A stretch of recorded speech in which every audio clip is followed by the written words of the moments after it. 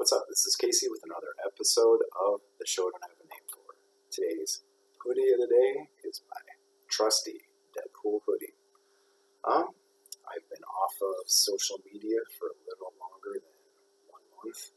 It's kind of a longer story, but it's just I wanted to be off of social media. I guess I gotta start with today's topic. Today's topic is just the police. I have been dealing with the police since I was about 16 years old, and that's when I got my driver's license, and that's about a month later, I got my first speeding ticket, and I definitely deserved it. No ifs, ands, or buts about it. So, I have two other really short stories to talk about. The first time I lived here in Korea, it was about 2014, and I lived in a different neighborhood in Seoul. If you've ever been in Seoul, it's kind of like New York City or Chicago or London, times 10. There's a business on top of a business on top of a business on top of a business on top of a business. Sometimes you can't see the addresses. Sometimes the streets go like this. Sometimes stuff is really confusing. Sometimes you don't know what the hell the street is. It doesn't say First Street and Second Avenue. Sometimes it says blah blah blah street, and sometimes it says blah blah street. So it's hard to get around. Have you ever seen me with a MapQuest or Google Maps or whatever and a phone? I'm easily the dumbest person I've ever seen with one of these things.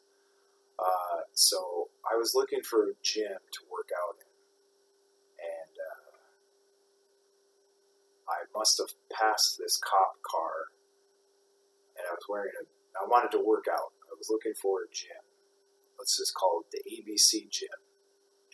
And I had my workout shoes and workout shorts and all the junk that you work out with in a giant backpack. And I must have passed this cop car 5 times. And so on the 5th time, this cop says, "You, get in the car." And he wasn't very polite about it. So I'm about as fast as a one-legged turtle. So I didn't really have a choice. I'd never really heard of a Korean cop yelling at an American before. So I got inside the car. I said, "Give me your phone. Give me your ID." So I gave him his phone. Gave him my phone. Gave him my ID. And what really scared me is my Korean isn't really that good to carry on a conversation. I just tried to tell him I'm just trying to look for a gym to exercise in. I'm just looking for ABC gym. And he didn't really seem to understand what the hell I was talking about. He was looking on the computer. I don't know if he was looking up like my old, arrest records or anything. Not that there's anything that interesting on there. But I was just sitting there, and there were 4 officers inside of this car. In Korea, I'm a pretty big guy. I'm about 5'10", 200 and some pounds, 177 centimeters, about 100 kilograms. So that's pretty big, all things considered, in Korea. But even so, I can't fight 4 dudes at once. But I didn't know I've never heard of them beating up an American before, but I've never heard of them not doing it before. I've just heard of this story of Michael Brown being shot for, no reason whatsoever. So I was a little bit nervous. They start driving. I thought, oh gosh, what are they going to do? Just take me to some farm and start beating me up until their legs get tired? What's going to happen? And they drive a little bit, and then the guy who can speak English just goes, "It's on the 3rd floor.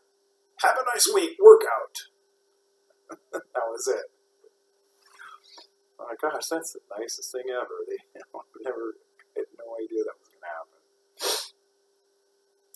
The next thing, so last year I used to work at Montana State University, and on my break time I used to write my journal or read in the cafeteria or the student area or whatever. And I have epilepsy, so on this particular day I had a seizure and I hit the back of my head. And when I have a seizure, I get very confused and I get very emotional.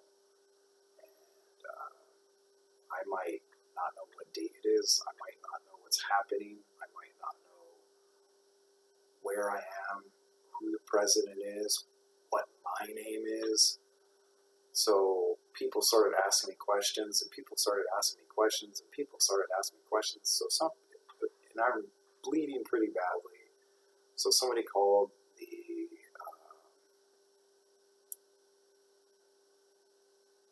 police, and the police showed up, and I think no matter what, when the police show up, people started getting a bit nervous, and I started getting a lot more emotional and a lot more worried. And the police asked me the questions, what are you doing here? Why are you here?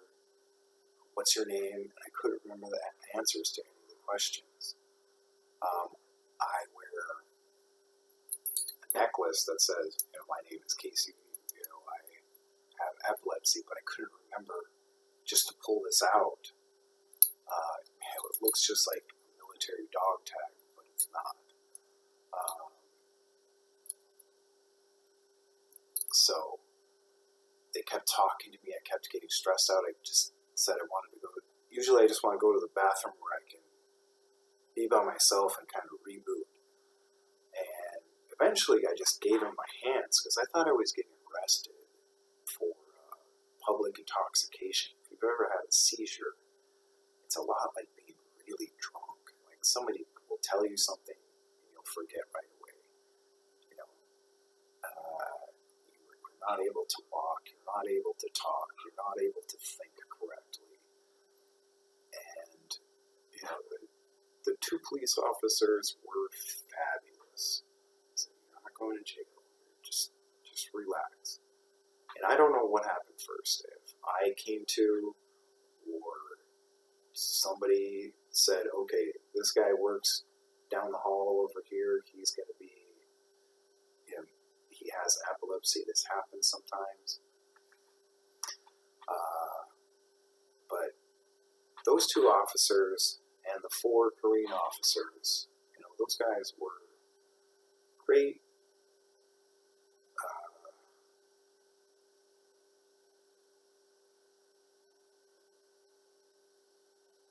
Great examples of professionalism, I think.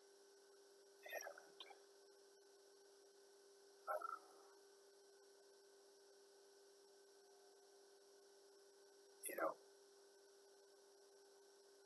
a big thing is, I've been thinking, ever since any of these things have happened, is what would have happened if my skin color was different? If I was a big black guy walking around in a nice neighborhood with a big backpack, how would these police officers treat me differently? If I was looking into different windows, looking at these different places, how would they treat me differently? If I was a big,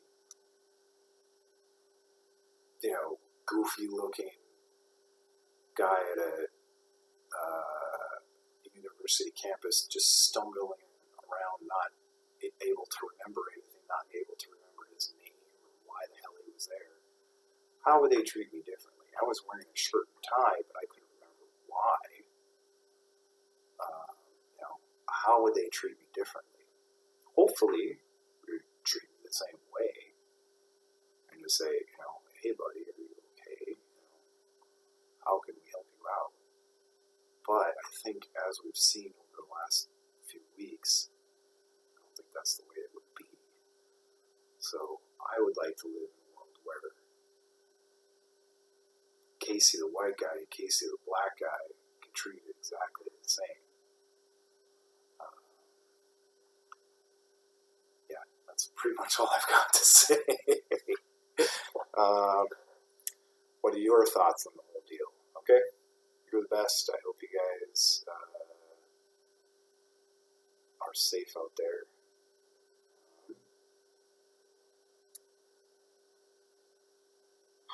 Comment and all that other stuff, okay?